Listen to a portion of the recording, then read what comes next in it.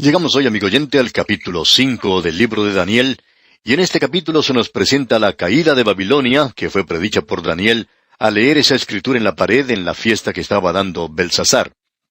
En los primeros 4 versículos tenemos la fiesta de Belsasar. Luego, en los versículos 5 al 7, la mano de Dios escribe sobre la pared. Tenemos luego el fracaso de los sabios al tratar de leer la escritura en la pared.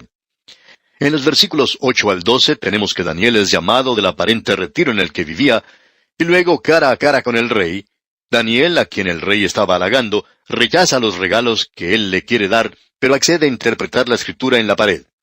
Fuiste hallado falto, fue escrito sobre el reino de Babilonia, y esa es la interpretación de la escritura en la pared. Luego, en los versículos 30 y 31, tenemos que la caída de Babilonia se cumple esa misma noche. Este capítulo 5 de Daniel nos proyecta hacia el futuro de los eventos que habíamos observado en el capítulo anterior. Mucho ha tenido lugar y nuevamente debemos decir que este no es un capítulo que se separa una y otra vez de la historia de Babilonia, y hemos avanzado mucho en este camino. Comienza con Belsasar, el rey, quien ha preparado un gran banquete para 1000 de sus príncipes, y él bebió vino en presencia de estas 1000 personas. Esto es lo que tenemos en el versículo 1 del capítulo 5. Ahora, ¿quién era Belsasar? ¿Cómo llegó él al trono? En nuestro programa anterior vimos que Nabucodonosor ocupaba el trono. Bueno, en vista de que este hombre Belsasar ha sido una figura controversial en la historia, creemos que debemos pausar un momento para observar su posición en la historia. Dean Farrar escribió que nunca existió un rey Belsasar. Sir Herbert Rawlinson, por su parte, ha disputado este punto de negación. Él encontró un cilindro de barro en las ruinas de Caldea, en el cual estaba inscrito el nombre Belsasar como el mayor de los hijos de Nabónido. Eso demuestra que él estaba asociado con su padre en los postreros días de su reino. Creemos que probablemente deberíamos tener un resumen aquí de los hechos que sucedieron a Nabucodonosor. Pueden servir de ayuda. Cuando murió Nabucodonosor, su único hijo, Evil-Merodach, le sucedió en el trono. Eso tuvo lugar alrededor del año 561 a.C. Este rey fue asesinado por Nergal-Sarecer, quien se había casado con una de las hijas de Nabucodonosor, y éste le reemplazó a él en el trono. Eso ocurrió alrededor del año 559 a.C.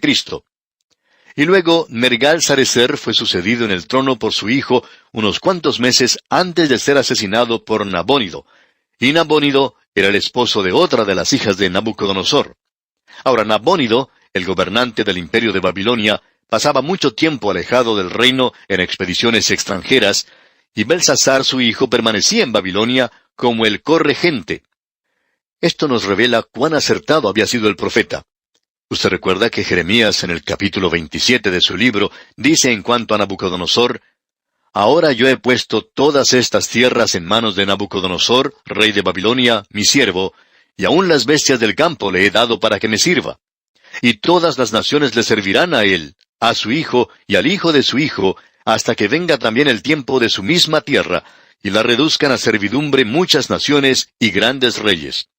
Es decir que el reino de Babilonia pasaría por las manos de su hijo y del hijo de su hijo, esto es de Nabucodonosor. Y allí concluye el reino de Babilonia como el reino de la cabeza de oro. Así pues, hemos presentado los antecedentes de este hombre Belsasar.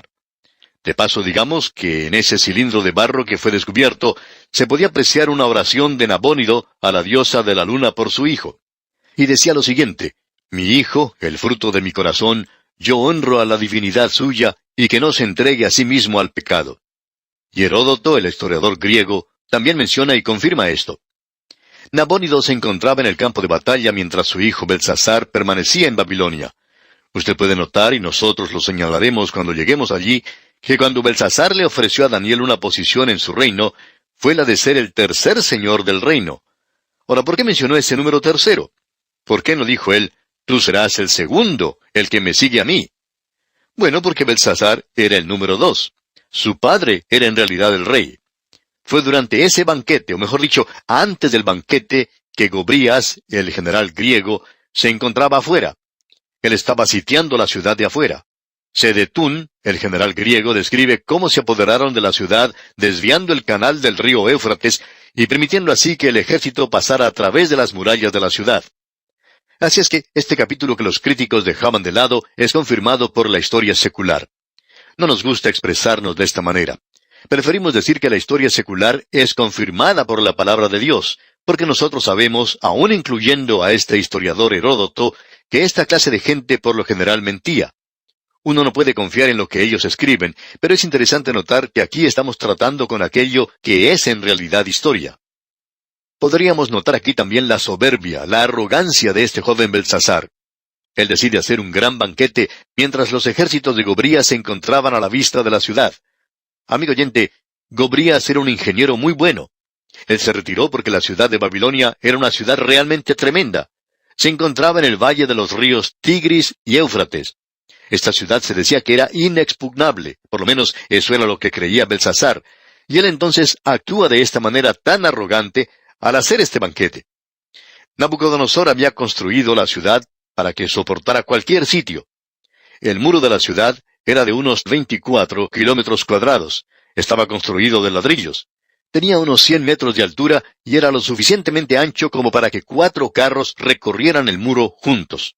Es decir que ellos podrían haber colocado una carretera sobre ese muro de la ciudad.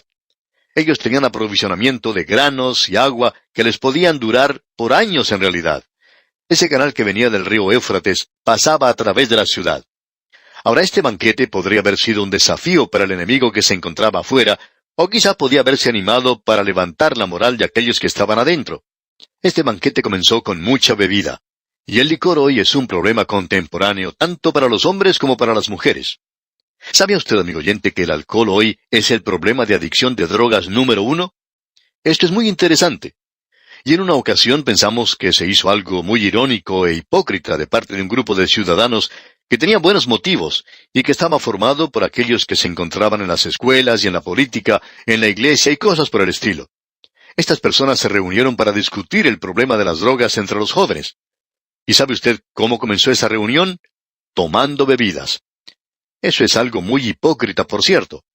Amigo oyente, hay más alcohólicos en el presente que adictos a las drogas. Y la gran mayoría de los accidentes de tránsito que tienen lugar cada año en tantas ciudades del mundo han sido provocados por personas que estaban manejando bajo la influencia del alcohol. Amigo oyente, el alcohol está causando mucho daño. Está arruinando de veras hogares de tal manera que es realmente alarmante. El problema del licor es un problema de la humanidad. Cada nación que ha caído siempre ha caído con el alcohol. Debemos comprender que no cayeron fumando marihuana. Ahora, no deseamos que nos entienda mal, amigo oyente. No estamos apoyando esto tampoco. Pero lo que deseamos señalar es que es difícil entusiasmarse con estos reformadores del presente que quieren resolver el problema de las drogas.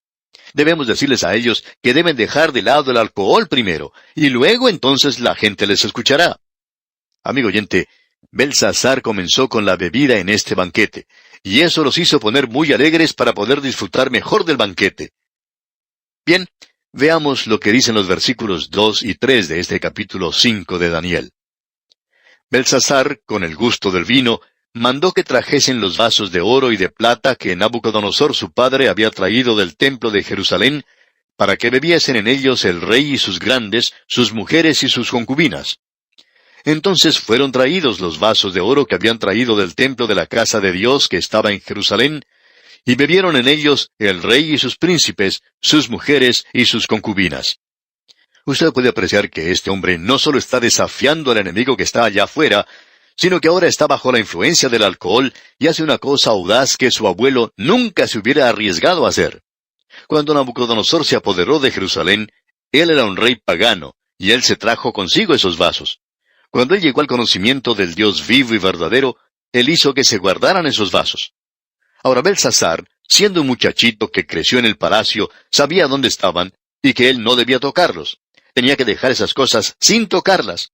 Pero ahora él saca estos vasos, y allí van a servir a los huéspedes que tienen en el banquete. Y tenemos que comprender una cosa, amigo oyente, que estos no son vasos santos. Santo quiere decir aquello que ha sido separado para el uso de Dios. Pero él está desafiando a Dios aquí por su forma de actuar. Y el hombre en el día de hoy está desafiando a Dios también. Pero Dios tiene mucho tiempo. Él no se apresura en actuar. Hay personas que se preguntan, bueno, ¿y por qué Dios no hace algo en cuanto a esta persona o a aquella otra? Sin embargo, amigo oyente, Dios actúa aunque no tiene apuro. Él actúa y lo mismo ocurrirá aquí con este rey Belsasar. Este rey hace que se saquen esos vasos, y él y sus 1000 huéspedes se emborrachan, y bajo la influencia del licor hacen cosas blasfemas. Así es que él saca estos vasos, aunque había sido advertido que no lo hiciera. Y allá en el libro de Proverbios capítulo 29, versículo 1 leemos, «El hombre que reprendido endurece la cerviz, de repente será quebrantado, y no habrá para él medicina». Eso es lo que dice Dios. Esta gente del banquete estaba completamente borracha, y como siempre hubo el mismo libertinaje, sensualidad y desenfreno. Creo que todos nosotros hemos escuchado mensajes basados en este banquete de Belsasar. Según algunos predicadores, él debió haber tenido un banquete que realmente fue algo sobresaliente. Para decir verdad, todos nosotros, de una manera vicaria, hemos visitado, por lo menos con la imaginación, los clubes nocturnos, y disfrutamos de un sermón así porque el predicador nos habla de las muchachas que bailan, y de la bebida, y de la risa, y de todo lo que ocurre allí. Sin embargo, nada de eso se menciona aquí. Pero uno puede usar la imaginación, por supuesto. Ahora, en el versículo 4 de este capítulo 5 de Daniel leemos, «Bebieron vino y alabaron a los dioses de oro y de plata, de bronce, de hierro, de madera y de piedra». Ellos estaban brindando a todos los dioses, y eso puede durar mucho tiempo, quizá toda la noche, en un lugar como Babilonia. Esta gente está tapando su pecado como si esto fuera un acto de adoración. Pero ahora vemos que Dios actúa. Leamos el versículo 5. «En aquella misma hora aparecieron los dedos de una mano de hombre que escribía delante del candelero sobre lo encalado de la pared del palacio real, y el rey veía la mano que escribía». Dios interviene aquí directamente. Él no le habló por un sueño o una visión, porque este es un hombre al cual Dios no tiene intención de alcanzar. Aún Dios no podía soportar este insulto malvado al cielo. Él escribió en la pared del salón del banquete. ¿Fue esto escrito con ira? Honestamente, pensamos que sí lo fue. Pero también pensamos que aquel que escribió esto en la pared fue el mismo que escribió sobre la arena cuando le presentaron ante él a esa mujer que había cometido el terrible pecado. El mensaje que se escribe aquí es un mensaje de juicio. Pero él escribió uno de perdón sobre la arena. Y él derramó su sangre para que cayera sobre esta tierra, de modo que esta tierra también pueda ser salva. Este rey ignoró al Dios de los cielos, y Daniel le habla de manera muy clara a él. Ahora en el versículo 6 leemos, «Entonces el rey palideció, y sus pensamientos lo turbaron, y se debilitaron sus lomos, y sus rodillas daban la una contra la otra». Este hombre no se podía mantener de pie. Antes había estado demasiado borracho para hacerlo, pero ahora él está sobrio. Cuando él vio lo que se escribía en la pared, eso lo hizo poner sobrio en el instante. Pero ahora él no puede mantenerse de pie, está aterrorizado realmente. El temor que siente es algo verdaderamente tremendo. Y continuamos leyendo en el versículo 7. «El rey gritó en alta voz que hiciesen venir magos, caldeos y adivinos, y dijo el rey a los sabios de Babilonia, cualquiera que lea esta escritura y me muestre su interpretación, será vestido de púrpura, y un collar de oro llevará en su cuello, y será el tercer señor en el reino». Notemos que dice aquí, el tercer señor del reino. Daniel es muy exacto. El que escribió este libro tenía que haber estado allí o haber sabido algo en cuanto a esto. Amigo oyente, nos damos cuenta que cuando Belsasar por fin pudo controlarse un poco, hizo venir a los sabios del palacio, les pidió a ellos que le dieran la interpretación y les ofreció una buena recompensa, y todo lo que ellos podían hacer era quedarse allí de pie y mantenerse mudos ante el rey. Ellos no sabían la respuesta. Tienen un problema tremendo y no saben qué hacer. Ahora en el versículo 8 leemos, «Entonces fueron introducidos todos los sabios del rey, pero no pudieron leer la escritura ni mostrar al rey su interpretación». Esta es la tercera vez que han fracasado los sabios de Babilonia. Y cuando esto ocurre aquí, amigo oyente, uno está realmente con un gran problema. Creemos que después de esto, ellos ya no tenían nada que hacer aquí. Y continuamos leyendo en el versículo 9, «Entonces el rey Belsasar se turbó sobremanera, y palideció, y sus príncipes estaban perplejos». Usted se puede imaginar lo que ocurría allí. Aquí está toda esta gente en el banquete.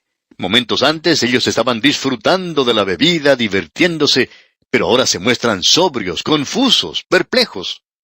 Y en el versículo 10 dice, «La reina, por las palabras del rey y de sus príncipes, entró a la sala del banquete y dijo, Rey, vive para siempre.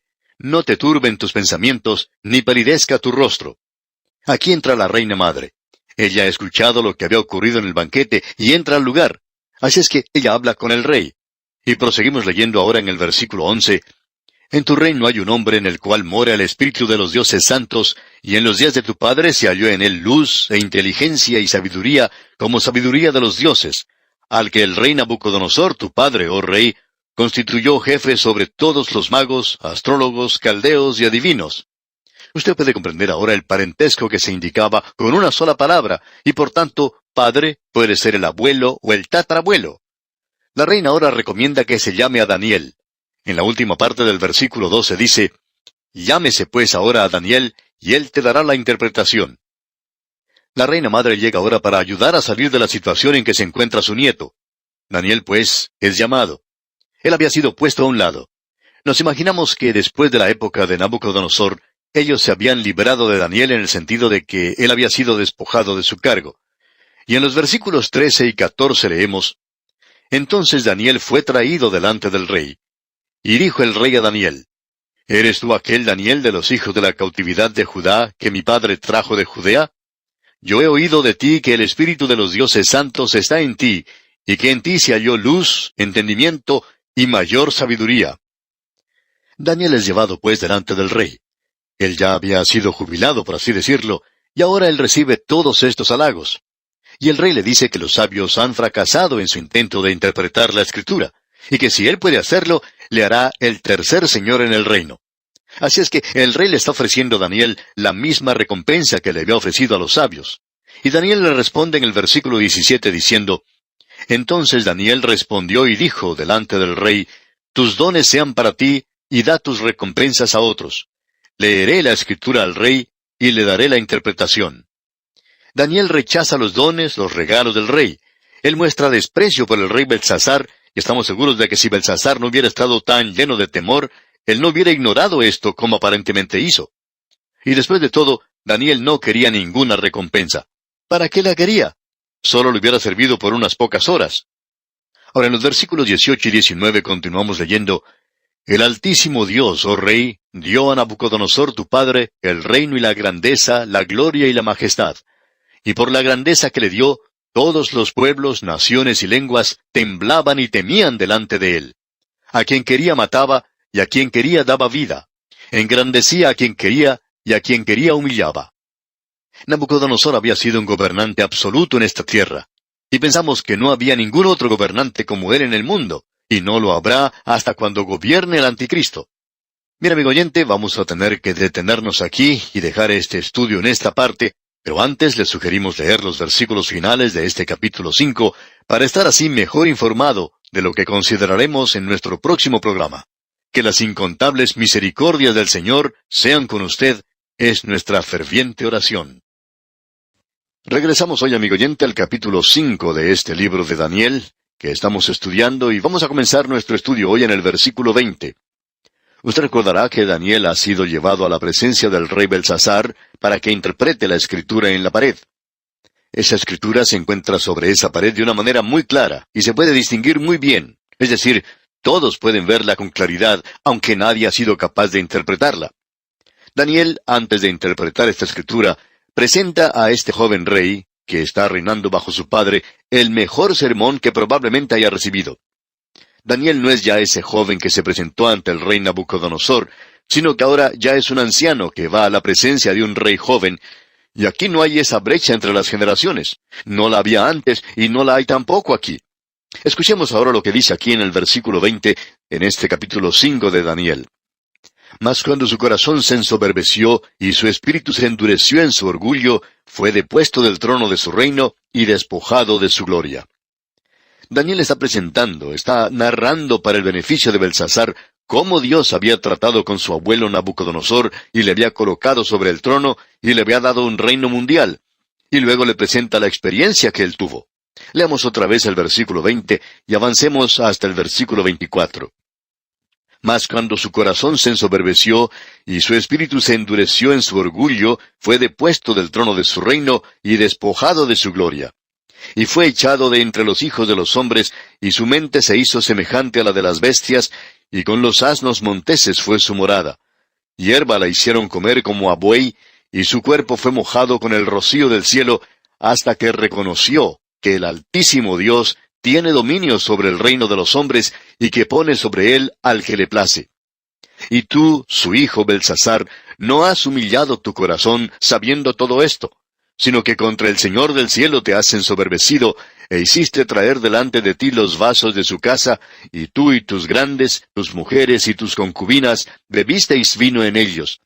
Además de esto, diste alabanza a dioses de plata y oro, de bronce, de hierro, de madera y de piedra, que ni ven, ni oyen, ni saben.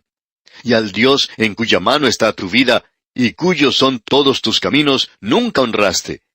Entonces de su presencia fue enviada la mano que trazó esta escritura. Daniel le predica un sermón poderoso y muy directo al rey Belsasar antes de interpretar la escritura en la pared. Él le informa al rey que Dios le había dado ese reino a Nabucodonosor, y que Nabucodonosor había sido un rey soberano absoluto, a quien nadie le podía discutir nada, cuyos deseos y caprichos eran la ley del reino. Pero cuando se llenó de orgullo, Dios le humilló en un episodio bastante trágico. Daniel le recuerda a Belsasar esta experiencia tan humillante, y pensamos que él lo está reiterando porfiadamente. Él está haciendo recordar a este joven y orgulloso rey que si él se llena de orgullo y de bebida, o que si él se enorgullece demasiado, es porque o bien es incitado por la bebida, o bien porque el rey está loco. Usted puede notar que Belsasar era una persona orgullosa y vanagloriosa. Aunque él sabía de la demencia que había sufrido su abuelo, que había descendido al nivel de la bestia, Belsasar no había aprovechado nada de esa experiencia. En su lugar, él cometió un sacrilegio al utilizar los vasos que habían sido tomados del templo de Jerusalén. Él había desafiado al Dios vivo y verdadero, y por el uso profano que había dado a lo que era santo, él se había burlado de Dios y le había insultado. Sabiendo o conociendo la verdad, le rechazó. Dios, amigo oyente, destruye solo a aquellos que han conocido la verdad y la han rechazado. Durante el período de la gran tribulación, aquellos que son engañados son aquellos mismos que han rechazado la luz, como dice el apóstol Pablo, allá en su segunda epístola a los Tesalonicenses, capítulo 2, versículos 9 al 12. Inicuo, cuyo advenimiento es por obra de Satanás, con gran poder y señales y prodigios mentirosos, y con todo engaño de iniquidad para los que se pierden, por cuanto no recibieron el amor de la verdad para ser salvos. Por eso Dios les envía un poder engañoso para que crean la mentira, a fin de que sean condenados todos los que no creyeron a la verdad, sino que se complacieron en la injusticia. Esto es lo que dice el apóstol Pablo allá en su segunda epístola a los Tesalonicenses capítulo 2. En otras palabras, lo que Daniel está haciendo es anunciarle a este hombre el principio por el cual opera Dios, y el apóstol Pablo confirma eso. El Señor Jesucristo también aclaró esto. Él dijo allá en el Evangelio según San Juan capítulo 5 versículo 43, «Yo he venido en nombre de mi Padre, y no me recibís. Si otro viniere en su propio nombre, a ese recibiréis». Esa muchedumbre que en Alemania aceptó a Hitler es la misma gente que ha rechazado la palabra de Dios en Cristo. Amigo oyente, cuando usted le da la espalda a la verdad, usted es blanco para cualquier culto o secta que pueda llegar.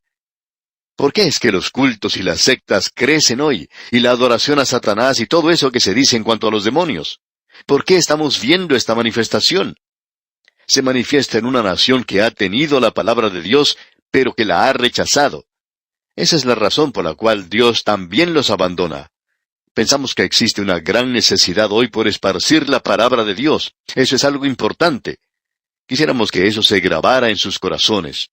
Tenemos demasiada predicación, y lo que necesitamos es más enseñanza de la palabra de Dios. ¿Qué es lo que Dios dice? Hay tantos de nosotros, aun nosotros mismos, que decimos lo que pensamos. Pero ¿qué diferencia hace lo que nosotros pensemos? Es lo que Dios piensa lo que vale, y eso es lo importante. Recuerde, amigo oyente, que el Señor Jesucristo dijo, «Yo he venido en nombre de mi Padre, y no me recibís. Si otro viniere, a ese recibiréis». Ahora ese hombre Nabucodonosor es un cuadro para nosotros. Él es el primer gran gobernante mundial. Y el último gran gobernante mundial que creemos va a ser tan demente como el primero será el anticristo, y cuando él gobierne, será un gobierno que tendrá un poder absoluto. Ahora Daniel concluye su sermón declarando que la escritura en la pared era de parte de Dios, a quien Belsasar había despreciado y ridiculizado, y dice que Belsasar ha sido una persona blasfema, y que él ha cometido un pecado que no tiene perdón. Esa es una pregunta que vamos a dejar para que usted conteste, amigo oyente. Solo sabemos que él tuvo una oportunidad, pero que la rechazó. Y llegamos ahora a una nueva sección. Y fin ha sido escrito sobre todo el reino de Babilonia. O sea, esta palabra fin se ha escrito ya sobre el reino de Babilonia, y esa es la interpretación. Ahora aquí tenemos la escritura que la mano trazó sobre esa pared. Leamos el versículo 25 de este capítulo 5 de Daniel que estamos estudiando. Y la escritura que trazó es Mene, Mene, Tekel, Uparsin. Mene es una palabra traducida como contado, y se repite, contado, contado. E indica que el reino de Babilonia ya ha sido contado. Dios le está indicando al reino de Babilonia que sus días están contados. Allá en el Salmo 90, versículo 12 leemos, Enséñanos de tal modo a contar nuestros días, que traigamos al corazón sabiduría. Debemos decir que creemos que Dios cuenta los días nuestros, y cuando estos se cumplen, entonces finalizamos nuestra jornada terrenal. Dios lo sabe. Usted y yo no lo sabemos, pero Él sí lo sabe. Y ninguna otra persona lo sabe, sino solamente Él. Había un joven que tenía mucho temor de volar en avión. Su compañía lo estaba enviando a una ciudad alejada, y quería que hiciera ese viaje en avión. Pero este joven decía que no quería hacer ese viaje por avión, y él decía, bueno, yo no quiero subir a ese avión. No sé lo que le puede pasar, puede caerse. Y sus amigos le decían que no se preocupara por eso, que si los días de él estaban contados, bueno, su vida se acabaría de cualquier modo. Y él decía, bueno, lo que me preocupa no es si mis días están contados, sino si los días del piloto están contados. Él no quería estar en el mismo avión que el piloto, si los días del piloto ya habían sido contados. Mira, amigo oyente, aquí tenemos pues este mensaje. Mene, Mene, esto indica contado, el número de los días del reino de Babilonia, y Dios mantiene esa información cada momento de cada día. Él determina de antemano la duración de nuestros días, y no creemos que usted pueda cambiar eso. Ahora aquí dice Mene, Mene, Tekel. Esta palabra Tekel indica que Babilonia ha sido colocada en la balanza divina, e indica sencillamente que ha sido pesada y que ha sido hallada falta. Ellos simplemente no tenían el peso suficiente. Eran de peso liviano, podemos decir.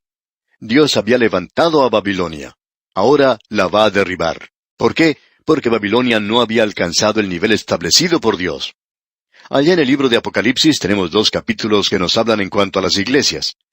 El Señor Jesucristo es observado en medio de los candeleros, donde están las iglesias, las 7 iglesias de Asia.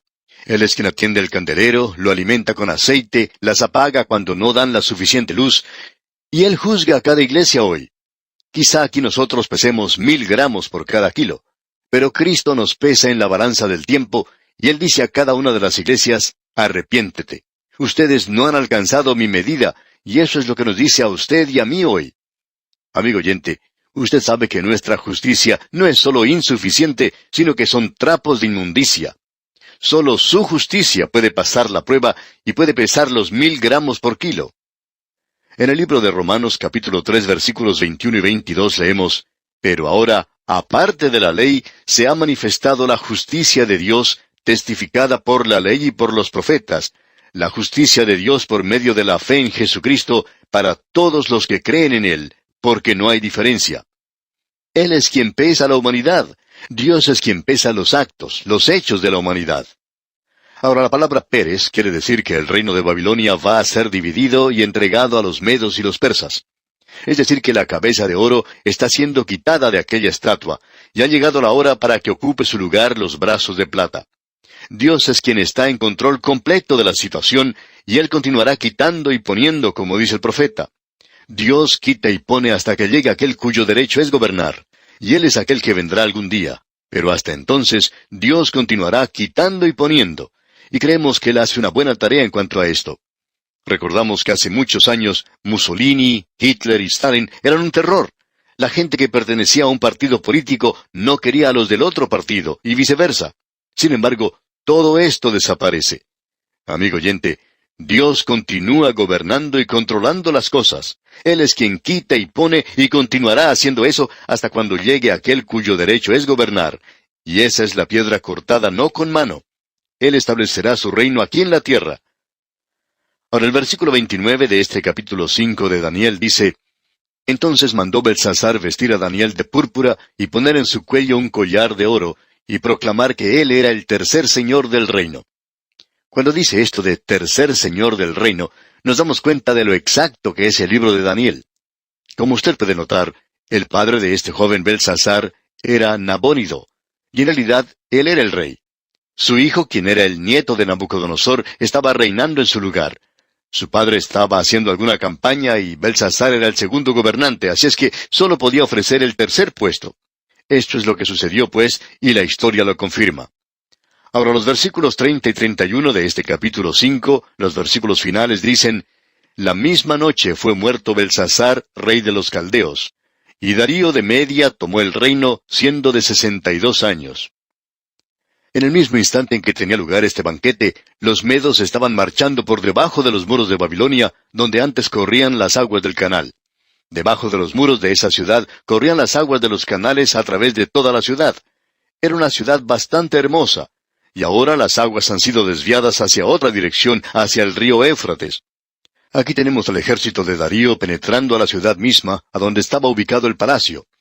Y la historia indica que Darío y sus hombres se encontraban dentro de la ciudad misma antes de que los guardias de la ciudad se dieran cuenta de ello.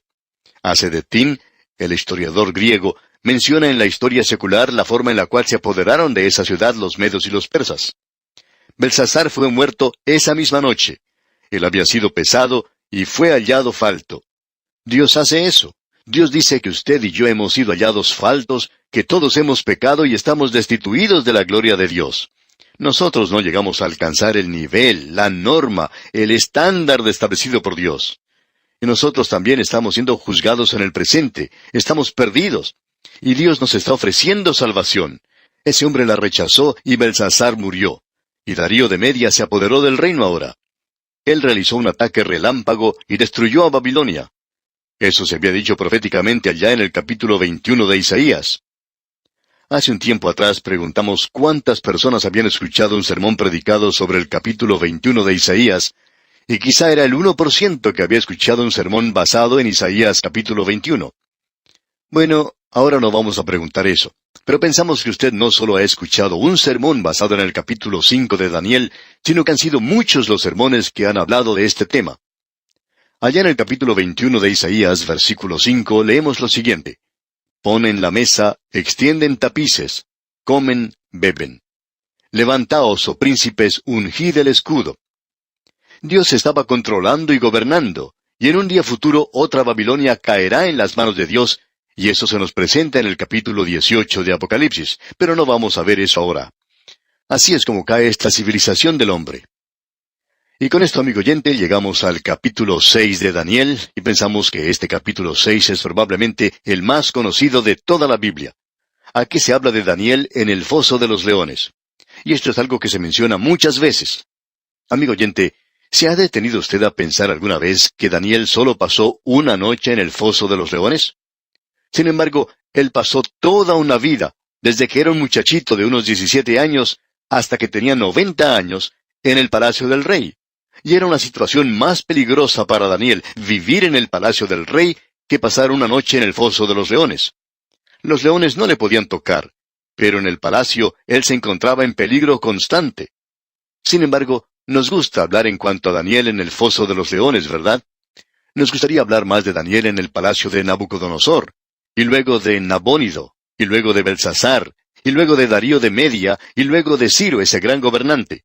Daniel estaba en peligro constantemente. Esos hombres eran paganos, y él tuvo el privilegio de llevar a algunos de ellos al Señor. Así es que él pasó solamente una noche en el foso de los leones. Pero vamos a mirar eso porque tiene un mensaje para nosotros en el presente. En este capítulo 6 de Daniel, tenemos un decreto de parte de Darío de Media.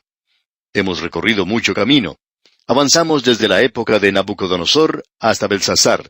Ahora de Belsasar salimos del reino de Babilonia y entramos al imperio medo-persa. Aquí tenemos pues este decreto que demanda la adoración de sí mismo, es decir, de Darío. Estos gobernantes eran personas siempre muy humildes. Querían ser adorados y Daniel es arrojado al foso de los leones por orar al Dios de los cielos. Y deseamos presentar algo a manera de introducción aquí para estar listos para la próxima oportunidad, el próximo estudio. Como ya hemos indicado, este es el capítulo más conocido en el libro de Daniel. Él pasó una noche en el foso de los leones. Con este capítulo finaliza esta parte histórica del libro de Daniel, y el episodio en la vida de Daniel es otra ilustración del poder guardador que tiene Dios y es otra demostración de la manera en que Dios protegerá al remanente durante el período de la gran tribulación. Aquí tenemos la contraparte del capítulo 3, donde Dios cuidó de los 3 amigos de Daniel en el horno de fuego ardiente. Aquí Dios protege a Daniel mismo. Ahora, si hubo alguna pregunta en cuanto a dónde se encontraba Daniel allá en el capítulo 3 de Daniel, también tenemos aquí una pregunta en cuanto a dónde están los jóvenes hebreos en este capítulo 6. Estamos seguros de que tienen que haber seguido a Daniel. Pero ya que hay un lapso de tiempo aquí, quizá ellos ya no viven. Los capítulos 3 y 6 nos dan 2 aspectos de la preservación del remanente de Israel, como de los gentiles en el período de la gran tribulación. Esto es algo muy importante, y también tiene un mensaje para nosotros en el presente, porque se nos dice, «Sed sobrios y velad, porque vuestro adversario el diablo, como león rugiente, anda alrededor buscando a quien devorar». Amigo oyente, ¿sabe una cosa? Nosotros vivimos en una jaula de leones, y esa jaula de leones en la cual vivimos es este mundo. Este lugar está siendo recorrido de un lugar a otro por un gran león rugiente, y aquí nos encontramos nosotros hoy, y nadie nos da ninguna medalla por eso. Pero este es el lugar en el cual nos encontramos.